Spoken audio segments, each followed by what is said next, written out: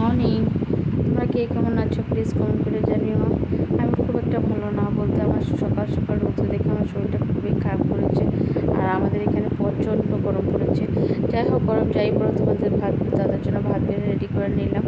আমাদের মেয়েদের তো আর কাজ শেষ হয় না, গরম পড়ুক আর ঠান্ডা পড়ুক, আমাদের কাজ বরাবরই একই থেকে যায়। তোমাদের তো আগেই বলেছি, তোমাদের দাদাকে খাওয়া দিয়ে মেয়েকে স্কুলে পাঠিয়ে তারপরে আমি চা খেতে বসি। তো চাটা খাওয়া কমপ্লিট করে ঘর দুয়ার ঝাড়ু দিয়ে ঘর দুয়ার মুছে ঘরের কাজ কমপ্লিট করে নিলাম। যদিও আজকে কাজে এনার্জিটা খুব একটা বেশি ছিল না, করতে হবে তাও করে নিয়েছি। আর বাইরে দেখো কী পরিমাণ রৌদ্র, তাকানো যাচ্ছে না, এত রৌদ্র। এর মধ্যে চলে আসলাম, মেয়ের জন্য দুটো ড্রেস অর্ডার দিয়েছিলাম ফ্লিপকার্ট থেকে। ড্রেসগুলো খুব ভালো এসেছে, ভাবছিলাম যে কোয়ালিটি খুব একটা ভালো হবে না, তো ভালোই এসেছে। যদি ভালো লাগে আমি মেয়ের ড্রেসগুলো প্লিজ কমেন্ট করে জানিও।